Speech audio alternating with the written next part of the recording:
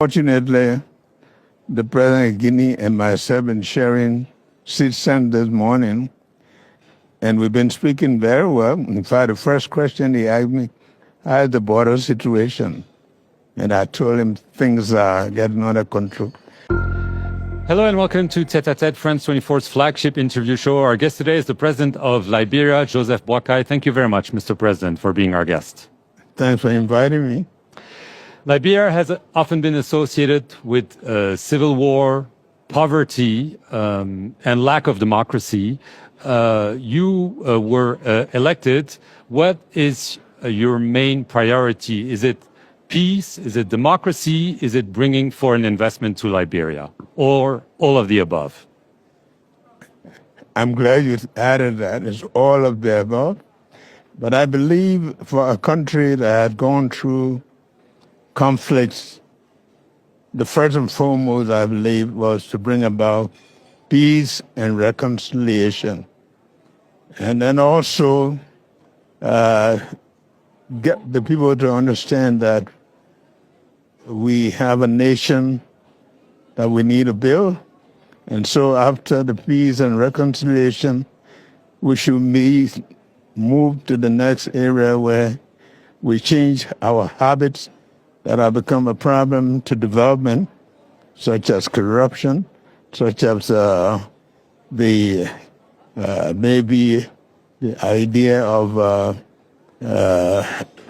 maybe laziness or the don't care attitude about a nation, become patriotic.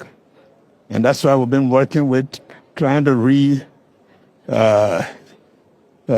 remold minds of the people toward development, toward moving themselves from where they are to a better life, which is available that we can do, provided we are determined to do so, and I think we can do it.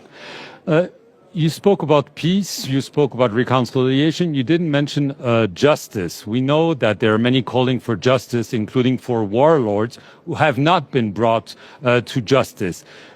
Does it mean that to have reconciliation, you need to forget justice? There cannot be peace without justice. And I think we have demonstrated that when we signed the executive order against war crimes and economic crime, saying to the Liberian people that impunity cannot build a country. And this is what we demonstrated, in addition to making them at the same time know that you cannot live in a country where people are carrying grief without reconciling them. I want to talk about the impact of major U.S. and Western aid cuts. Your country is still a fragile country. It needed development aid. This is not going to happen because of Donald Trump, but also because of Western governments in Europe, especially cutting development aid. How much of an impact is it having on Liberia? The impact is enormous, but again, we have to understand, and that is a major lesson for us to know that the best planning is for yourself, that you don't depend on people indefinitely. It's unfortunate, but I always expect that the best way to plan is to plan for yourself. So Liberians are learning, and they are building the resilience to be able to move on without these. We cannot do it completely in a day, but I think we are transitioning to understanding that it is about time that we move. We have the resources, we have the manpower, we have the knowledge. So it's to teach us to begin to build on our own. Right, but if you add to this the wars in Ukraine and especially now in the Gulf region, this is having a major impact on the daily lives of Africans in general and Liberians, obviously. But the country must continue. We are a country. Irrespective of what happened elsewhere, we are part of the global community, but we also have a country, we have a responsibility. That doesn't stop us from making sure that we find ways in which we can use our resources well. We can begin to discipline ourselves. in a way that we know that our survival depends on ourselves first and other communities. But our community should not be first. We should be first to take care of ourselves. Right. But how do you take care of yourselves without major developments? What are you thinking? We are not doing it without. We are doing it along with those that are still countries of goodwill who have been working with us. They've been working with us. We know that we have shortfalls in areas in which have been dependent on other people. But again, that's a good lesson for us to know that help is help, but you have to depend on yourself. Right. I mentioned President Donald Trump. Everyone remembers your visit to the Oval Office where he was surprised that you spoke such a good English. But this aside, the U.S. has asked several African countries to accept illegal immigrants that were thrown out of the United States. Do you agree with this? Is Liberia going to do this? Has it been asked to do this? Well, the U.S. is still our friend, to be very frank. Yes, they have taken actions for themselves, but we have not completely, without their friendship. I mean, we have to understand that countries have responsibility to themselves, primarily. But because we are all humans and we all need each other, we still relate to the U.S. The people who are in the U.S., they went there for various reasons. And some of those who went there, who took the right steps, they are still being processed. But the U.S. is still our friend. So you are accepting them? We still work with them. Yes, but those... In a way, I mean, according to, they are amending their own way of life. We also are amending our way of life to be able to relate to them, but also understand that we have to move on our own in different areas. Right. We have other friends also.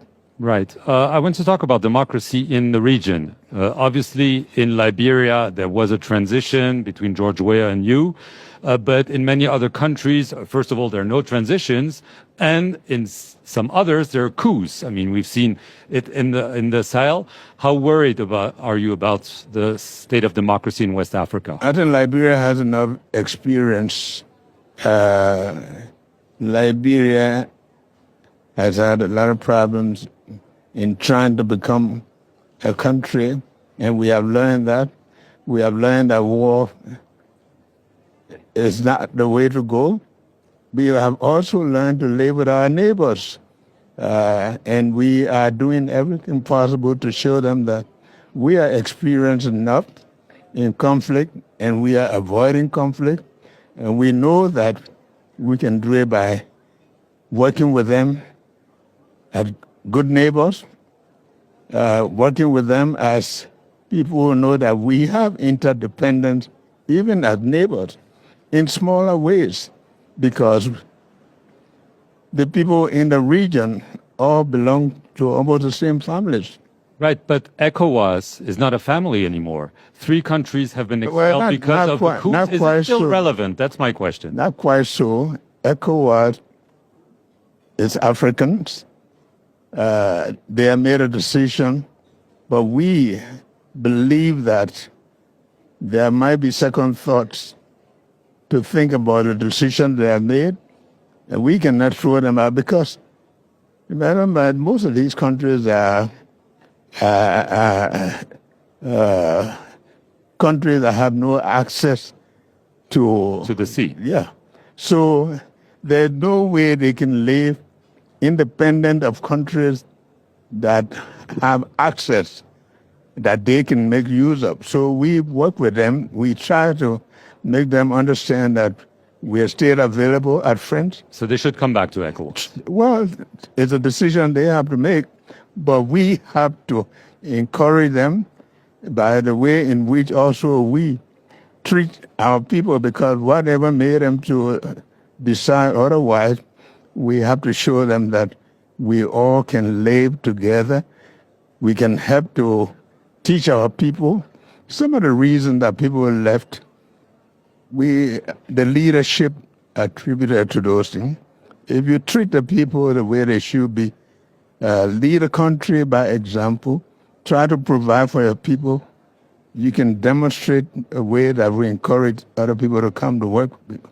You've mentioned the need to have good neighborly relations. Yes. There's one neighbor with which you have some tense relations, Guinea. There have been some border issues for years. They came up again on the agenda. What is your message to the president of Guinea and the presidents of the region about those tensions today? Fortunately, the president of Guinea and myself have been sharing sit-stand this morning, and we've been speaking very well. In fact, the first question he asked me, how is the border situation? And I told him things are getting under control. I think the president of Guinea is beginning to know that we are good neighbors, we are family people, and I think his thinking is changing. So the worst is behind us.